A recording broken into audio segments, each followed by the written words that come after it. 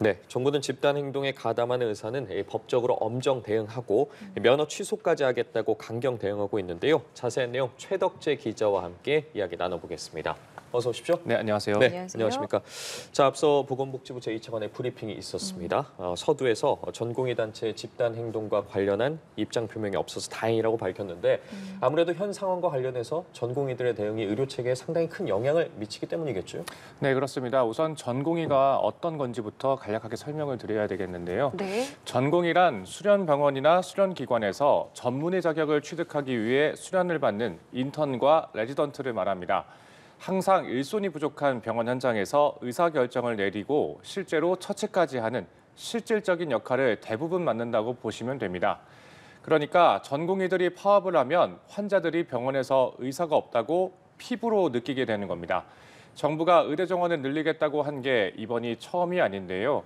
지난 2020년에도 늘리겠다고 했는데 이때 전공의들이 거의 대부분 파업에 동참한 걸로 되면서 의료 공백이 현실화가 됐고 결국 정부가 의지를 꺾었습니다. 이런 전공의들이 다시 한번 이번 의대 정원 확대 추진에 반대를 하며 총파업 의사를 내비치고 있어서 모두가 집중하고 있는 겁니다. 네, 근데 아직은 뭐 어떻게 하겠다 이렇게 결과 발표를 내놓은 건 아닌 상황인 거죠? 네, 그렇습니다. 결론부터 말하자면 시간이 좀 더 필요할 것 같습니다. 전공의들은 어제 회의를 열었습니다. 네. 온라인으로 임시대의원 총회를 연 건데요. 코로나 이후 화상회의가 일상화되고 바쁜 전공의들의 일정 등을 감안해 온라인으로 개최한 걸로 보입니다. 어제 저녁 9시에 회의를 했는데 지금 이 시간 기준으로 아까도 보셨겠지만 예. 아직 뚜렷한 결과를 밝히진 않았습니다. 다만 이들이 의대 증원을 반대하고 있고 정부의 추진을 막겠다며 머리를 맞댄 만큼 시간은 더 걸릴 수 있어도 뭔가 행동에 돌입할 것이라는 추측이 많습니다. 이미 관련된 데이터들도 나오고 있는데요. 앞서 대전협은 지난 5일 수련병원 140여 곳의 전공의 만여 명을 대상으로 의대 정원 시 단체 행동에 참여하겠느냐고 설문했고 88.2%가 참여 의사를 보였다고 밝혔습니다. 여기다 서울대병원, 세브란스병원, 삼성서울병원, 서울아산병원, 서울성모병원 등 이른바 5대 병원 전공의들도 자체 설문조사를 통해 집단 행동에 참여하겠다고 의견을 모았다고 했죠. 그런 만큼 이번 회의를 통해 뭔가 대책이 나올 텐데 연가 투쟁, 집단 사직, 면허 반납, 집단 휴진 등 여러 가지 구체적인 방법을 논의했을 것으로 보입니다. 네, 말씀해 주신 것처럼 상황이 상당히 긴박하게 돌아가고 있는데 그런데 그렇다면 이런 생각이 듭니다. 분명히 전공의들도 이 증원에 반대하는 이유가 있을 거거든요. 네, 여러 이유가 있을 겁니다. 한 가지 측면보다는 다양한 측면들을 입체적으로 봐야 되겠죠. 우선 너무나 힘들게 버티고 있는데 지원은 못 해줄 망정 자리를 위협하려 한다고만 한다는 인식이 있는 것 같습니다. 아마 시청자들께서도 각종 드라마 등을 통해서 젊은 의사들, 전공의들의 삶이 어떤지 간접적으로 많이 보셨을 텐데요. 네.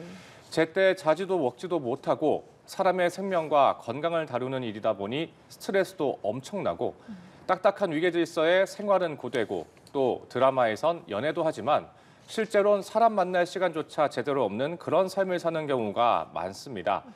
이 화면 한번 보실까요? 지금 보시는 게 대한전공의협의회 회장의 SNS입니다. 보시면 요 며칠 새 글이 계속 올라왔는데요. 네. 지난 목요일 밤 10시가 넘어 올라온 글을 보면 종일 응급실 지키느라 밥도 챙겨 먹지 못했는데 퇴근하고 들어왔더니 오늘도 이런 기사들만 가득. 제가 무엇을 잘못했기에 너무 무섭네요 라고 돼 있습니다. 그러면서 링크한 기사들을 보면 정부가 설 연휴 의료 공백을 막기 위해 만약 전공의 등 의사들이 단체 행동을 하면 강경 대응하겠다는 내용들이 담겨 있습니다. 잠도 못 자고 일각을 다투는 환자들을 살리며 밤늦게 기사를 보니 정부가 자신들을 압박한다는 기사들만 나온다는 거죠. 이번엔 토요일 새벽 5시 좀 넘어서 올라온 글을 볼까요? 18분 간격으로 심정지 환자 2명이 연달아 실려오는 등 말 그대로 아수라장이고 죽음이 아직도 익숙해지지 않는다고 하면서 이렇게 말합니다. 나라님들께서 두 발 뻗고 주무실 이 시간 여느 때와 같이 오늘도 밤새 응급실을 지키고 있습니다. 라고 돼 있죠. 물론 모든 전공의들의 마음을 완전히 똑같이 대변한다고 하긴 어렵겠지만 대략 이런 마음인 것 같습니다. 그렇게 힘들게 공부하고 경쟁해서 어렵게 이렇게 살고 있는데 보듬어주고 지원해주고 칭찬해줘도 모자랄 판에 왜 우리의 가치를 떨어뜨리려 하느냐 이런 마음일 수 있는 거죠. 그러니까 의대 정원을 늘리면 자신들의 가치가 떨어질 수 있다라는 측면인 건데 이 부분에 대한 좀 자세한 설명이 좀 더 필요할 것 같아요. 네, 제가 저번에도 일본을 다녀온 네네. 이야기도 이곳에 나와서 같은 시간에 말씀을 드렸었는데요. 네. 이 부분이 우리와 일본의 가장 큰 차이 중 하나가 아닐까 싶습니다. 이미 의대 정원을 1,000명 넘게 늘린 일본에서도 의사들의 반대가 있지 않았을까 싶어서 제가 직접 물어봤는데요. 일본 정부 관계자는 의사들이 반대를 하지 않았다고 했습니다. 오히려 근무 시간이 줄어 좋아했다는 설명이었습니다. 반면 우리나라의 경우 의사가 늘면 자신들의 가치가 떨어질 것이라고 여기는 부분이 있는 것 같습니다. 물론 공식적으로는 의료 교육의 질이 떨어지고 의사를 늘려도 지역이나 필수 의료로 가지 않으려 할 건 똑같다는 이유 등을 내세우고 있지만 정말 마음 깊은 곳에는 의사들의 가치가 떨어지지 않을까 하는 우려가 있는 부분이 있습니다. 바로 이 부분에서 갈등을 풀어갈 실마리를 찾아볼 수 있지 않을까 싶은데요. 사실 우리나라는 개인 의료 비용이 전 세계적인 수준인 국가입니다. 또 고령화가 심각하게 진행되고 있어서 앞으로도 의료 수요는 넘쳐날 겁니다. 여기다 이제 워라밸이 중요한 시대라 의사들도 특히 젊은 의사들은 어느 정도 자신의 삶을 영위하면서 일을 하고 싶어하는 수요가 높습니다. 결국 의사가 늘어도 수요 공급을 따져보면 의사의 지위가 흔들리지 않고 의사들은 조금 더 사람다운 삶을 살 수 있게 되는 이런 선순환의 구조를 찾기 위한 정부와 전공의들의 대화와 소통 노력이 필요하진 않을까 생각해 봅니다. 예, 알겠습니다. 그럼 이번엔 좀 정부 쪽으로 시선을 좀 돌려보도록 하겠습니다. 네. 앞서 브리핑을 통해서도 그렇고 정부가 계속해서 입장을 밝히고 있는데 현재 정부의 입장 다시 한번 좀 정리해 주시죠. 네, 지금 상황을 한마디로 말하자면 정부와 의사단체 양측이 외나무 다리에서 만났다 이렇게 표현할 수 있을 것 같습니다. 예. 앞서도 말씀드렸듯이 2020년에 이미 한번 의대 정원 확대에 실패한 경험이 있는 정부이기 때문에 앞으로는 물러설 수 없다는 입장입니다. 특히 이번 정원 확대 발표를 위해서 시간도 많이 들이고 여론도 상당히 형성하고 해외 각국을 두며 앞서 증언한 성공 사례도 살피는 등 많이 준비를 했으니 더더욱 이제 와서 물러서긴 힘들 겁니다. 일단 돌이켜보면 지난 설 연휴 때에는 흔히 말하는 의료대란까지는 없었습니다. 네. 그럼에도 정부는 연일 비상체제를 가동하고 있는데요. 하루가 멀다 하고 의사 집단행동 중앙사고수습본부 회의를 열고 피해 신고센터를 운영하고 있습니다. 보건복지부는 보건의료 위기 단계를 경계로 상향했고 의사들이 총파업에 나서면 심각으로 올린다는 계획입니다.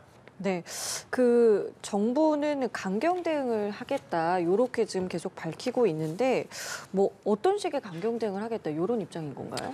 네, 지금 강경 대응에 대해서 사람들이 관심이 굉장히 네네. 많은 상황이죠. 어디까지 할 거냐. 예, 전공의 단체 회장의 SNS 조금 전에도 보셨는데요. 예, 기사들 보시면요. 우선 가장 큰 건 역시 면허 박탈입니다. 의료법에 따르면 의사들이 집단으로 진료를 거부하면 정부가 업무 개시 명령을 할 수 있는데요. 만약 의사들이 따르지 않으면 1년 이하의 자격정지 또는 3년 이하의 징역까지도 받을 수 있습니다. 이제 여기서부터가 중요한데요. 개정된 의료법에 따르면 어떤 범죄든 금고 이상의 실형, 선고유예, 집행유예를 선고받으면 의사 면허를 취소할 수 있게 돼 있습니다. 정리하면 의사들이 단체로 진료를 거부하고 정부가 업무에 복귀하라고 명령을 했는데 의사들이 이에 따르지 않으면 법적 판단에 따라 면허를 박탈당할 수 있게 돼 있는 겁니다. 여기서 끝이 아닙니다. 정부의 업무 개시 명령을 위반하면 의사뿐만 아니라 의사들이 일한 의료기관도 1년 범위 내에서 영업이 정지되거나 개설 취소, 폐쇄에 처해질 수 있습니다. 또 의료법이 아니라 응급의료법, 공정거래법, 업무방해죄 등 형법 등으로도 면허를 취소할 수 있습니다. 응급의료법은 의료기관장이 종사자에게 비상진료 체계 유지를 위한 근무 명령을 내릴 수 있게 했는데 이를 위반해 환자에게 중대한 불이익을 끼치면 6개월 이내 면허 자격정지 혹은 취소까지 할 수 있습니다. 법적으로 봤을 때 원칙적으로 의사들이 단체로 파업에 돌입하면 면허 박탈 등 강수를 둘 수 있는 방법은 많이 있는 거죠. 하지만 의사가 현재 부족한 상황인데다가 너무 강경하게 나가면 그 반대급부의 영향도 클 거라 정부도 조심스러울 수밖에 없는 상황이긴 합니다. 예, 어쨌든 정부도 2020년과는 다를 거다 이런 입장인 건데 자 이렇게 긴장감이 높아지고 있는데 정부가 계속해서 대립각을 세운 대한의사협회가 모레 또 총궐기 대회를 엽니다. 눈길이 아무래도 갈 수밖에 없는데 어떻습니까? 네, 그렇습니다. 지금까지 살펴본 것처럼 전공의들은 입장이 좀 애매하죠, 아직까지는. 예. 근데 대한의사협회는 확실합니다. 단체 행동 등 강경 대응하겠다는 건데요. 오는 목요일 전국 총궐기 대회를 열 계획입니다.